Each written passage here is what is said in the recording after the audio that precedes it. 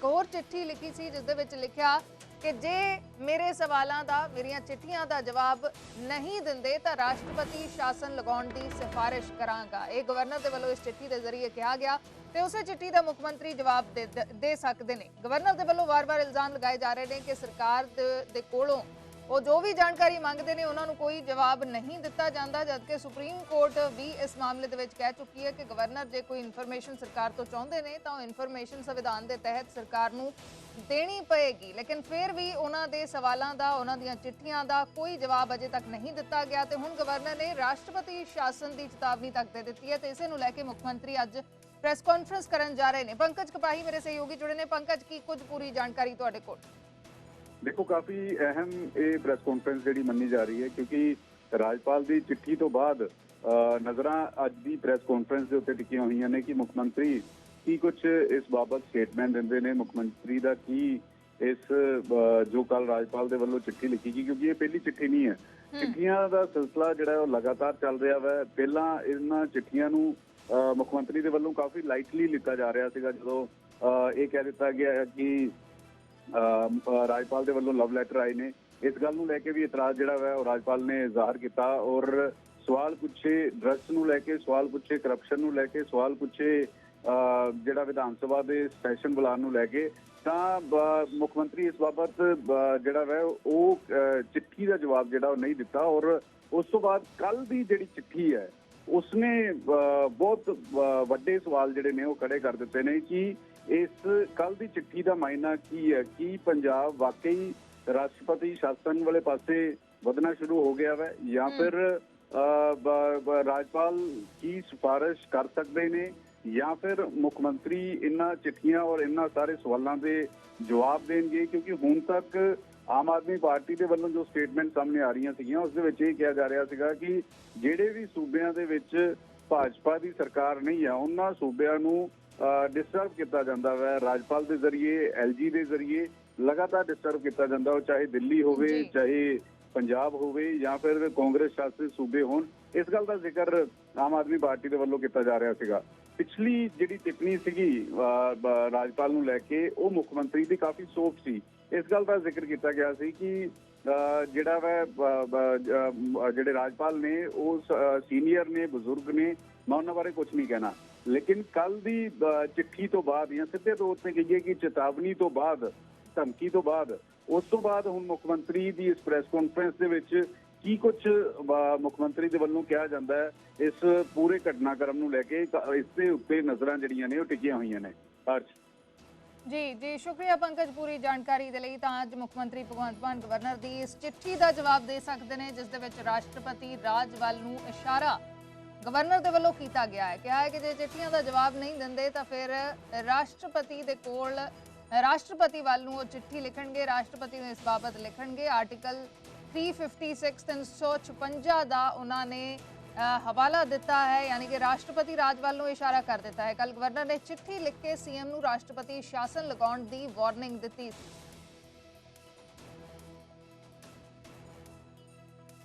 Governor ने CM नूं लिखी चिट्ठी दे विच जिक्र किया है कि इस तो पहला कि मैं संविधानक तंत्र के फेल होने बारे आर्टिकल 356 के तहत भारत के राष्ट्रपति नूं रिपोर्ट भेजां ਅਤੇ IPC की धारा 124 के तहत अपराधिक कार्रवाई शुरू करने बारे फैसला लवां।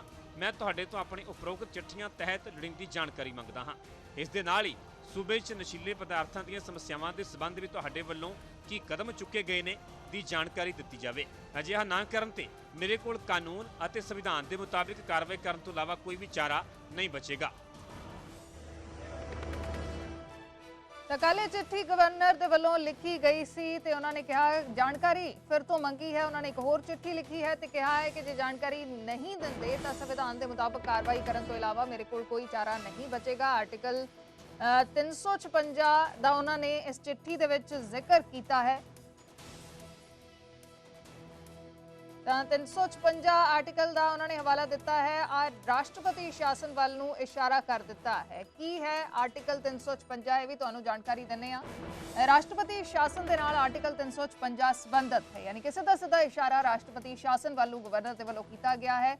संविधानक तंत्र दे फेल होने ते सूबा सरकार भंग की जा सकती होंदी है। इस आर्टिकल के तहत ਗਵਰਨਰ ਰਾਸ਼ਟਰਪਤੀ ਸ਼ਾਸਨ ਦੀ ਸਿਫਾਰਿਸ਼ ਕਰਦੇ ਨੇ। ਆਮ ਤੌਰ ਤੇ 6 ਮਹੀਨੇ ਦੇ ਲਈ ਰਾਸ਼ਟਰਪਤੀ ਸ਼ਾਸਨ ਲੱਗਦਾ ਹੈ ਤੇ ਰਾਸ਼ਟਰਪਤੀ ਸ਼ਾਸਨ ਨੂੰ ਅੱਗੇ ਵਧਾਇਆ ਵੀ ਜਾ ਸਕਦਾ ਹੈ। ਸਾਰੀ ਵਿਵਸਥਾ ਸਿੱਧੇ ਰਾਸ਼ਟਰਪਤੀ ਦੇ ਹੱਥ ਦੇ ਵਿੱਚ ਜਾਂਦੀ ਹੈ ਤੇ ਰਾਸ਼ਟਰਪਤੀ ਕੇਂਦਰੀ ਕੈਬਨਿਟ ਦੀ ਸਲਾਹ ਤੇ ਕੰਮ ਕਰਦੇ ਨੇ, ਮਤਲਬ ਸ਼ਾਸਨ ਕੇਂਦਰ ਦੇ ਹੱਥ ਦੇ ਵਿੱਚ ਚਲਿਆ ਜਾਂਦਾ ਹੈ। ਤਾਂ ਇਹ ਆਰਟੀਕਲ 356 ਜਿਸ ਦਾ ਜ਼ਿਕਰ ਆਪਣੀ ਚਿੱਠੀ ਦੇ ਵਿੱਚ ਗਵਰਨਰ ਨੇ ਕੀਤਾ ਹੈ ਤੇ ਉਹਨਾਂ ਨੇ ਕਿਹਾ ਹੈ ਸੰਵਿਧਾਨਕ ਕਾਰਵਾਈ ਕਰਨ ਦੇ ਇਲਾਵਾ ਮੇਰੇ ਕੋਲ ਕੋਈ ਰਾਹ ਨਹੀਂ ਰਹੇਗਾ ਜੇ ਮੇਰੇ ਸਵਾਲਾਂ ਦੇ ਜਵਾਬ ਨਹੀਂ ਦਿੰਦੇ।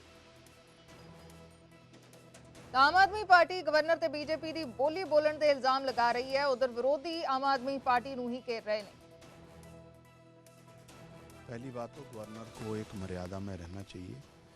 भारत का संविधान जो है इलेक्टेड लोगों को एम्पावर करता है।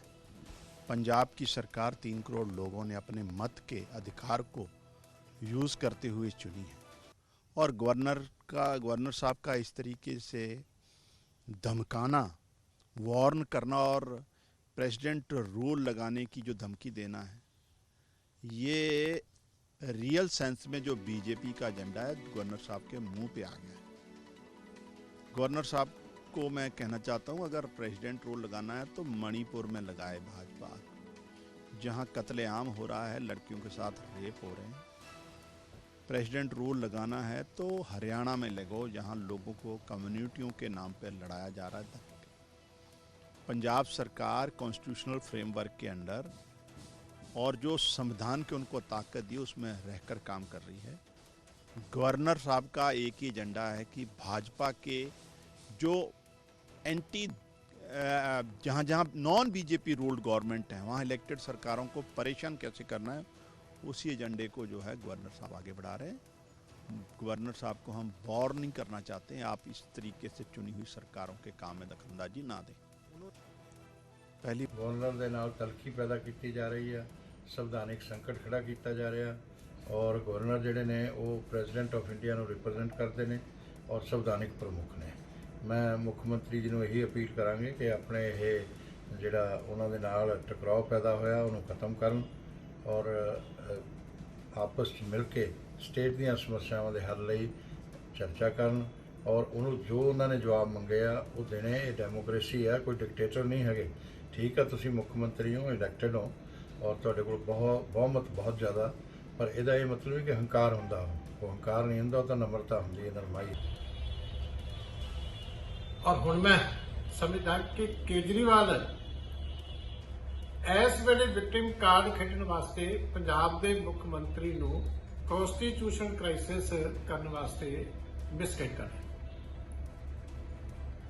ਇਹੋ ਜਿਹੇ ਹਾਲਾਤਾਂ ਦੇ ਵਿੱਚ ਜਦੋਂ ਸੂਬਾ ਨਿਕਲ ਰਿਹਾ ਤੇ ਇਹਦੇ ਵਿੱਚ ਖੁਦ ਸਰਕਾਰ ਵੱਲੋਂ ਸੰਵਿਧਾਨਕ ਸੰਕਟ ਪੈਦਾ ਕਰਕੇ ਜੋ ਵਿਕਟਿਮ ਕਾਰਡ ਖੇਡਣ ਦੀਆਂ ਤਿਆਰੀਆਂ ਕੀਤੀਆਂ ਜਾ ਰਹੀਆਂ ਹੈ, ਇਹ ਸੂਬੇ ਦੇ ਲੋਕਾਂ ਦੇ ਨਾਲ ਬਹੁਤ ਵੱਡਾ ਧੋਖਾ ਹੈ। ਚਾਹੀਦਾ ਸੀ ਮੁੱਖ ਮੰਤਰੀ ਸਾਹਿਬ ਗਵਰਨਰ ਸਾਹਿਬ ਨੂੰ ਜਵਾਬ ਭੇਜਦੇ, ਜਿਹੜਾ ਵਾਜਬ ਸਵਾਲ ਉਹਨਾਂ ਨੇ ਪੁੱਛਿਆ ਕਿ ਠੇਕਿਆਂ ਦੇ ਉੱਤੇ, ਸ਼ਰਾਬ ਦੇ ਠੇਕਿਆਂ ਦੇ ਉੱਤੇ ਨਸ਼ੇ ਕਿਉਂ ਵਿਕ ਰਹੇ। ਚਾਹੀਦਾ ਸੀ ਮੁੱਖ ਮੰਤਰੀ ਸਾਹਿਬ ਜਿਹੜੀਆਂ ਕਰਪਸ਼ਨ ਦੀਆਂ ਐਲੀਗੇਸ਼ਨਾਂ ਉਹਨਾਂ ਨੇ ਲਾਈਆਂ ਉਹਨਾਂ ਨੂੰ ਜਵਾਬ ਦੇ। ਪਰ ਕੇਜਰੀਵਾਲ ਸਾਹਿਬ ਦਾ ਜਿਹੜਾ ਹੁਕਮ ਹੈ ਭਗਵੰਤ ਮਾਨ ਨੂੰ ਕਿ ਅਸੀਂ ਹਮਦਰਦੀ ਲੈਣੀ ਹੈ ਨੈਸ਼ਨਲ ਪੱਧਰ ਦੇ ਉੱਤੇ, ਕਿਉਂਕਿ ਪਹਿਲਾਂ ਆਰਡੀਨੈਂਸ ਵਾਲੇ ਮਾਮਲੇ ਦੇ ਵਿੱਚ ਕੇਜਰੀਵਾਲ ਫੇਲ ਹੋ ਗਿਆ ਤੇ ਹੁਣ ਪੰਜਾਬ ਦੇ ਵਿੱਚ ਸੰਵਿਧਾਨਕ ਸੰਕਟ ਪੈਦਾ ਕਰਕੇ ਇੱਕ ਤਾਂ ਜ਼ਿੰਮੇਵਾਰੀ ਤੋਂ ਭੱਜ ਰਿਹਾ ਔਰ ਇੱਕ ਵਿਕਟਿਮ ਕਾਰਡ ਪਲੇ ਕਰਕੇ ਪਾਰਲੀਮੈਂਟ ਦੇ ਵਿੱਚ ਆਪਣਾ